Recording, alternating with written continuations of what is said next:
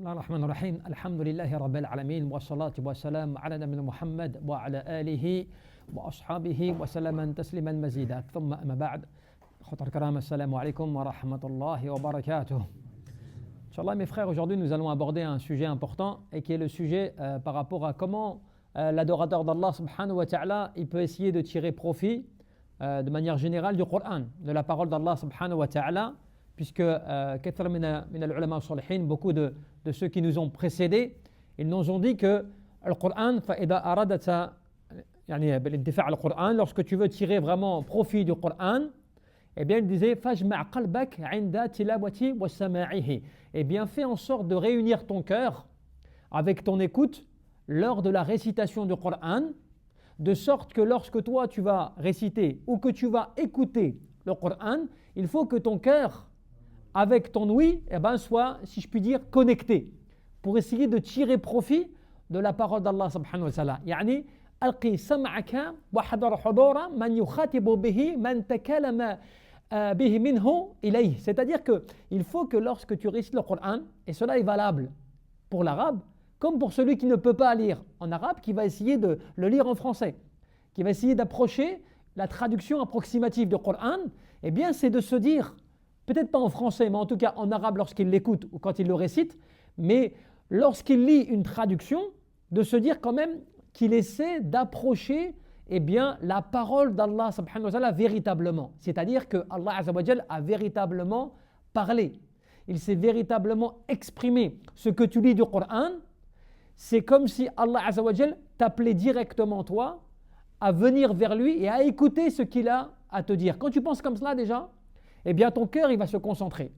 Si tu te rappelles cela, c'est comme quand tu vas discuter avec quelqu'un et lorsque la personne t'interpelle en te disant écoute bien ce que je vais te dire, voilà, je vais te dire quelque chose de très important, je te parle à toi, c'est un conseil pour toi.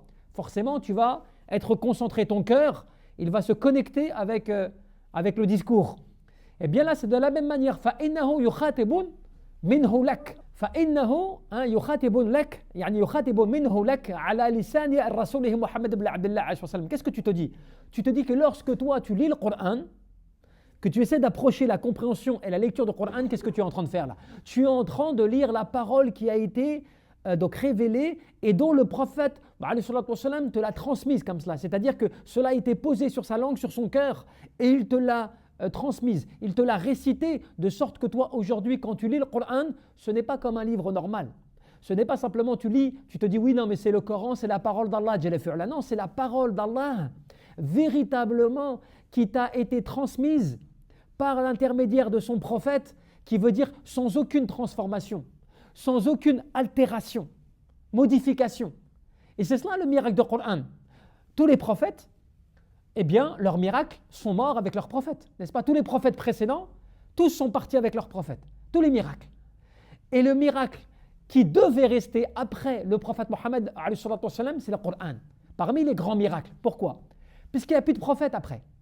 Il n'y a plus d'envoyés, plus de anbiya wa rasul. Donc il fallait que l'humanité et les générations qui allaient venir après, ils aient quelque chose d'authentique, infalsifiable, qui proviennent directement d'Allah Azza wa Jal. Eh bien, c'est sa parole, le Coran. C'est pour ça que le Coran, depuis 15 siècles, eh bien, il est donc inchangeable.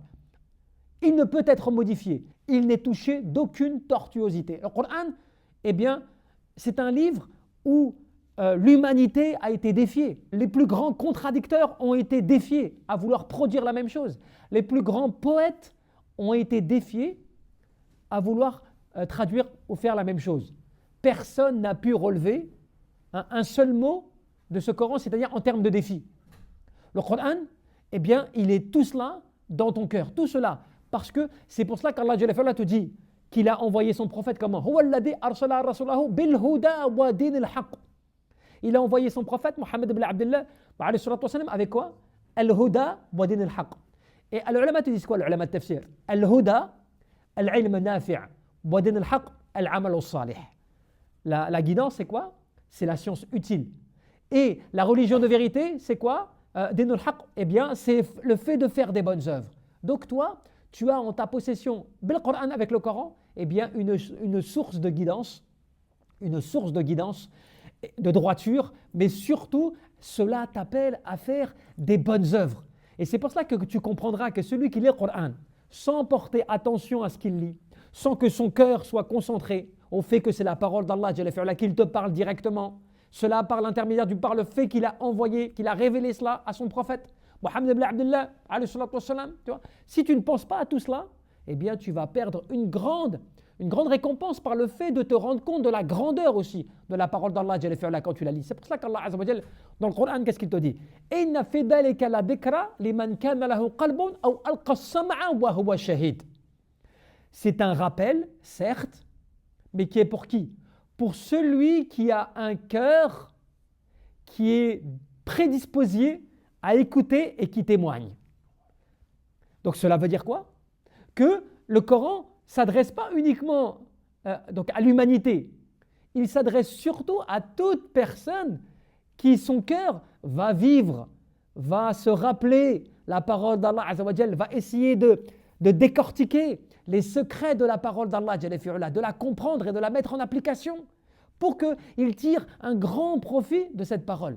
Parce que quand tu la lis, c'est comme si tu étais finalement avec les compagnons qui avaient entendu en direct comme cela par le fait de la révélation de ce Coran, par l'intermédiaire de son prophète, qui lui-même l'a reçu, n'est-ce pas, par l'intermédiaire de Jibril, mais pour dire quoi? Pour dire que toi, tu n'as pas quelque chose qui est un substitut. Tu vois, tu as quelque chose avec toi qui est quelque chose qui n'est pas la véritable parole d'Allah. Tu as le Coran tel qu'il a été révélé au prophète. Donc quand tu le lis, ce n'est pas simplement une lecture. Ton cœur doit se concentrer, il doit se transporter presque, en fait, si tu veux, dans le contexte du Coran, en te disant, cette parole-là, qui a été révélée il y a 15 siècles, et qui jusqu'à encore aujourd'hui m'apporte cet effet, ce Coran qui est donc intemporel, qui traverse les générations, dont je tire profit des histoires qui sont mentionnées de l'époque, mais aussi je tire leçon aujourd'hui dans ma vie, dans le contexte dans lequel je vis, mais en plus de cela, le Coran, il m'annonce des choses qui vont arriver. Comme quand le prophète annonçait la victoire sur les Romains, alors qu'ils n'étaient même pas encore, à cette époque-là, on va dire à l'apogée de sa force. Même les compagnons se sont étonnés de cette information, et plein d'autres choses comme cela qui sont arrivées par le temps. Tout cela pour démontrer qu'Allah a annoncé des choses passées, présentes, mais aussi futures, comme aussi bien sûr ce qui se passera le jour de la résurrection, de quelle manière les gens se présenteront, la récompense qu'il en sera du paradis, du contenu du paradis, des choses comme cela. Tout cela, tu l'as dans un livre qui est la parole d'Allah subhanahu wa ta'ala et qui ne peut être modifiable. Et c'est comme cela que celui qui va se rappeler cela, qu'est-ce qu'il fait? Il rentre dans le rappel d'Allah. Inna fi dhalika la dhikra liman kana lahu qalbun aw alqa as-sam'a wa huwa shahid. Toi, tu rentres dans cela. Cela, c'est un rappel. Le Coran, c'est un rappel. Il est là pour te rappeler quoi? Tes obligations, le fait que tu es un être humain créé par Allah Azza wa Jal. Pourquoi? Pour l'adoration. Que tu mourras, kullu nafsin ou toute âme goûtera la mort. Tout cela. Le Coran, il est là pour cela, pour te rappeler tout cela, mais surtout de te préparer pour l'au-delà. Mais ensuite, il attire ton attention sur le fait de ton cœur qui doit être concentré, avec une oreille qui écoute et qui est témoin du message. Allah te dit cela. Parce que ce Coran, c'est un livre sur lequel il n'y a aucun doute, aucune ambiguïté. Et c'est un guide pour qui? Pour les pieux. Donc celui qui, quand tu rentres dans la citadelle du rappel d'Allah avec tout cela, tu te rappelles, tu es dans le rappel d'Allah Azza wa Jal, tu te protèges d'une citadelle solide contre l'égarement, contre les attaques de l'extérieur, contre les wasawis les attaques sataniques, les intrigues sataniques qui viennent te perturber, tu vois. Et en plus de cela, la personne elle est en sécurité de manière globale et totale. Et ça c'est pour qui? C'est pas pour n'importe qui. Pour celui qui espère rencontrer Allah Azza wa Jal. فَمَنْ كَانَ يَرْجُو لِقَاءَ رَبِّهِ فَلْيَعْمَلْ عَمَلًا صَالِحًا وَلَا يُشْرِكْ بِعِبَادَةِ رَبِّهِ أَحَدًا. Celui qui espère rencontrer Allah, qu'il fasse des bonnes œuvres, n'est-ce pas? Et qu'il n'associe rien à son Seigneur dans son adoration. Donc cela veut dire, c'est un appel à quoi? À la sincérité, à la dévotion, au fait que toi tu vas répondre à l'ordre d'Allah Azza wa Jal. Parce que combien de personnes lisent le Coran, ils savent que c'est la parole d'Allah subhanahu wa ta'ala, mais ils ne se renvoient pas. tu sais, à la sincérité. C'est la parole d'Allah que je lis. Il me parle directement, il m'interpelle par le fait de me mettre en garde, de me prévenir, de m'annoncer la bonne nouvelle, tu vois, d'être parmi ceux qui vont agir pour ne pas perdre mon temps, des choses comme cela. Eh bien, tu te rappelles,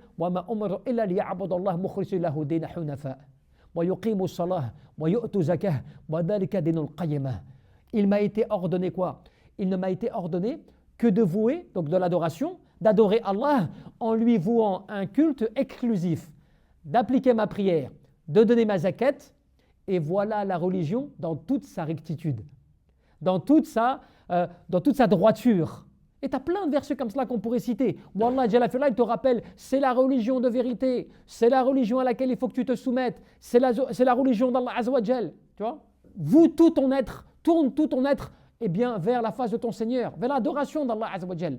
Tu comprends cela comme cela, tu vois, qui t'a donc créé, ou bien qui t'a mis sur l'état originel à l'adoration d'Allah Azza wa Jal. Al-Fitara. Tout adorateur d'Allah Azza wa Jal, il est né sur cela. Même celui qui ne croit pas. Même celui qui ne croit pas, à la base, il est né sur le fait d'adorer Allah Azza wa Jal. Simplement, après, tout cela a été étouffé, tu vois, camouflé. À cause de quoi? De l'éducation, de tout cela, comme dans le hadith. Mais quand la personne était loin ou qu'elle n'était pas dans l'islam et qu'elle revient, elle ne fait que se reconvertir ou revenir à l'état originel sur lequel Allah subhanahu wa ta'ala l'a créé. N'est-ce pas? Il revient à l'état sur lequel il devait être à la base. Donc Allah nous dit sur lequel j'ai créé les gens. La tabdila khalqillah. Il n'y a pas de changement dans la création d'Allah subhanahu wa ta'ala. Et que c'est la religion dans toute sa droiture, dans toute sa rectitude. Donc quand tu comprends tout cela, eh bien tu te rends compte que tout le monde n'est pas forcément touché par cela. C'est pour cela que toi, alhamdoulilah, c'est une grande grâce. Tu adores Allah Azza wa Jal, tu crois en Allah subhanahu wa ta'ala, tu lis le Coran, tu fais tes prières, tout cela c'est une grande grâce. Puisqu'il y a des gens qui ne sont pas voués à cela. Des gens n'ont pas de penchant à cela. Ce qu'on appelle al-nufus, al-sharifa. La tarba min al-asha illa bi'a'laha wa ahmadiha wa afdaliha aqibah. Parce que tu sais, la bonne âme, l'âme qui est pure, celle qui a un bon fond, elle n'accepte pas pour elle-même que ce qui est uniquement si ce n'est que les choses qui peuvent l'élever, qui peuvent lui apporter des bienfaits, tu vois, qui peuvent la rapprocher d'Allah Azza wa Jalla. L'âme saine, elle aime cela. Elle aime les choses qui vont l'élever. Alors que an-nufus, tu vois, tu vois les âmes qui sont rabaissées, celles qui n'aiment pas le bien finalement, eh bien elles sont attirées par le contraire ou ce qui est mauvais. Et là tu commences à comprendre quoi avec cela? Tu comprends qu'il y a des choses que Allah a mis en toi pour aimer le bien, pour être guidé par Allah Azza wa Jalla. Allah il te voulait le bien avant même que toi tu le voulais pour toi-même. Allah il t'a introduit le bien en toi. Après c'est à toi de le travailler. Mais il y a des âmes qui n'ont pas cela. Allah il n'a pas fait que pour des sagesses, il n'a pas fait que ces gens-là aiment le bien. Et donc elles restent dans le mal, elles alimentent le mal au point que, eh bien, elles préfèrent le mal qu'au bien. Comme quand on te dit, وَتَقَوْ عَلَيْهَا كَمَا يَقْعُ الذُّبَابُ عَلَى الْأَقْدَارِ. Tu sais, elles sont attirées par les choses mauvaises, ou tu vois, ou qui peuvent être répugnantes, comme quand les mouches, eh bien, se rapprochent toujours des mauvaises odeurs ou des choses mauvaises. Tu vois, pas de manière globale, mais en tout cas, elles s'y posent. Tu vois, pour dire quoi? Que d'une certaine manière, l'âme, toi, tu l'entretiens. Toi, tu l'alimentes. Quand tu as la foi, que tu crois en Allah Azza wa Jal, que tu adores Allah subhanahu wa ta'ala, eh bien, tu dois la nourrir. Tu dois l'entretenir. Tu dois l'alimenter. Et comment tu fais cela? Avec le Coran, la parole d'Allah subhanahu wa ta'ala. Avec quoi? Avec le fait de mettre en application aussi la sunna de son prophète dans ta vie. Et puis quoi d'autre? Et puis de pouvoir mettre en pratique ta religion avec sincérité et dévotion pour Allah Azza wa Jal. Tout cela, tu nettoies ton cœur, tu nettoies ton âme. Tu la travailles ton âme, tu vois, pour qu'elle puisse aller tout le temps vers le bien, pas le mal. Parce que an-nufus,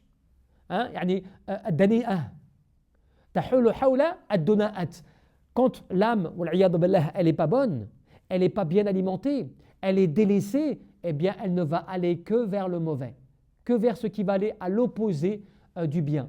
C'est comme cela qu'au début, toi, quand tu regardes les gens, de manière générale, dans l'adoration d'Allah Azza wa Jal, au début c'est toujours difficile. يعني فإن سالك في أول الأمر يجد تعب التكاليف ومشقة العمل. Au début, quand toi tu veux pour adorer Allah Azza wa Jal, alors que tu n'avais pas l'habitude, au début c'est dur. Au début tu as du mal. Tu sais, les prières sont lourdes, sont difficiles. Surtout par exemple, tu vois, les jeunes. Au début, c'est compliqué de leur faire tenir l'adoration d'Allah Azza wa Jal parce que cela n'est pas quelque chose d'habituel, tu vois, à laquelle ils ont envie de s'adonner. Donc au début, dans ton adoration d'Allah Azza wa Jal, c'est difficile. Les jeunes, comme ceux qui n'ont pas adoré Allah subhanahu wa ta'ala vraiment au début. Au début, c'est difficile. Mais plus tu vas t'habituer et t'éduquer à l'adoration d'Allah Azza wa Jal, plus cela va devenir comment? Facile pour toi. C'est comme un entraînement, comme un sportif professionnel. Plus il va s'entraîner, plus le sport va devenir pour lui quelque chose de facile. Ces entraînements, il va te dire, moi je fais 3, 4, 5 heures par jour d'entraînement. Pour toi, c'est énorme, puisque 1 heure dans la semaine, tu ne le fais pas. Ou tu fais 1 heure dans la semaine. Mais lui, il a tellement habitué son corps à l'entraînement que ça devient naturel. De la même manière, l'adoration d'Allah subhanahu wa ta'ala, d'une certaine manière, plus tu l'habitues, ton nafs, ton ego, ta personne, à adorer Allah Azza wa Jal et à mettre en pratique, plus cela devient facile. C'est comme ça qu'Ibn al-Qayyim il te disait quoi? Il te disait, plus tu fais cela, فَإِذَا حَصَلَ لِلْقَلْبِ روح الأنس بالله سبحانه وتعالى فصارت قرة عين له وقوة ولذة. C'est-à-dire que plus toi ton cœur, tu vas l'habituer à la proximité avec Allah Azza wa Jal, plus tu vas l'habituer à aimer Allah, à œuvrer pour Allah, plus tu vas goûter à la joie et au bonheur de l'adoration. C'est pour ça qu'il y a des gens qui se plaisent à lire le Coran pendant très longtemps. Regarde bien as-Sahaba, comment ils étaient les compagnons. Tu entendais des histoires extraordinaires. Uthman, il pouvait te lire le Coran en entier dans une raka'a. Ou le prophète pouvait des fois réciter des surahs entières, Al-Baqarah, Al-Imran, Al-Nisa, des choses comme ça, dans une seule raka'a. Au point qu'il oubliait les gens qui avaient derrière lui, ou bien il n'était pas informé de cela. Et il disait même à ses compagnons, si vous m'aviez dit que vous étiez derrière moi, j'aurais diminué cela, j'aurais raccourci mes raka'at. Les Sahaba, c'était très connu, même ceux qui les ont suivis par la suite. Ils lisaient le Coran en 2 jours, 3 jours en entier, normal. Certains disaient, je ne dépasse pas 7 jours, parce que je ne me vois pas passer une semaine, plus d'une semaine, sans avoir relu la parole d'Allah.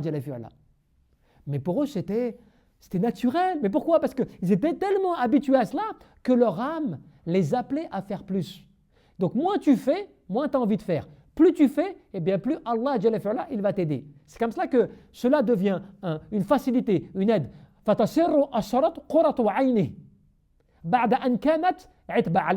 prière au début, elle est difficile. Tu vois, les gens, quand ils font pas la prière au début, quand tu leur expliques 5 prières par jour, il faut que tu t'organises dans ta vie, ton travail, dans l'école, des choses comme ça. Pour eux, quand ils n'ont pas l'habitude, c'est vraiment une montagne. Tu vois, c'est compliqué. Bon, comment je vais faire? Moi, je vais essayer. C'est vraiment une lutte. Mais ceux qui prient, qui ont l'habitude, qui savent que pour eux, la prière, c'est important, pour eux, c'est normal, c'est naturel. Voire même ce qui n'est pas normal, eh bien, c'est de ne pas faire leur prière, des fois même à l'heure. Alors qu'ils sont dans l'heure quand même. Mais il va être au plus précis, parce qu'ils ont tellement l'habitude que c'est naturel. Donc Allah, qu'est-ce qu'il fait? Il te facilite. Regardez la justice d'Allah Azza wa Jal. Plus tu aimes le Coran, plus tu aimes Allah Azza wa Jal. Plus tu lis le Coran, plus Allah Azza wa Jal te purifie ton cœur et ton corps. Plus tu lis le Coran, plus Allah Azza wa Jal te guide et te montre les bonnes choses. Moins tu t'adonnes à cela, plus tu t'éloignes et moins tu vois et tu comprends. Même la compréhension, ta compréhension, eh bien, elle émane de ton approche et de ta méditation du Coran. C'est comme cela que un des pieux disait celui qui va méditer le Coran en essayant de rechercher à travers cela la guidance, Allah il va lui éclaircir le chemin de la vérité. Donc le bonheur, la guidance, l'orientation, la purification, tout cela, tous ces mots-là, eh bien ils émanent de quoi? Du fait de ce que tu vas tirer toi comme profit du Coran. Alors tu vas me demander peut-être, tu vas me dire mais c'est quoi les preuves? Comme quoi plus tu adores Allah Azza wa Jal, plus cela peut être une forme de repos ou une forme de, comment dirais-je, de confort. Eh bien tu as des hadiths. Le prophète quand il avait dit une fois à Bilal, arihna bis-salat ya Bilal, repose-nous avec la prière au Bilal. Donc est-ce que tu comprenais que la prière pour eux était une forme de repos. Repose-nous par la prière au Bilal. Alors que nous, aujourd'hui, la prière, quand tu l'as fait, des fois, c'est un carcan. Il faut que je fasse ma prière. Quand tu l'as fait, tu n'es pas concentré. Des fois, tu l'as fait vite parce que tu as d'autres activités derrière. Des choses comme cela. La prière, pour toi, est quelque chose que tu dois faire parce que tu y tiens, mais tu ne vis pas, tu comprends, la saveur de la prière, tu vois. Tu ne vis pas vraiment l'âme de la prière. Alors que tu comprends à travers les propos du prophète, sallallahu alayhi wa sallam, que pour lui, la prière, c'était un repos. Ou bien quand il a dit une fois, il m'a été accordé que la prière soit pour moi la prunelle de mes yeux. À quel point cette prière pour lui, elle est grâce à quoi? بإرادته بإرادته يعني بحسب إرادته ومحبته وأنسه بالله سبحانه وتعالى ووحشته مما سواه, par le fait de la volonté qu'il avait à quoi?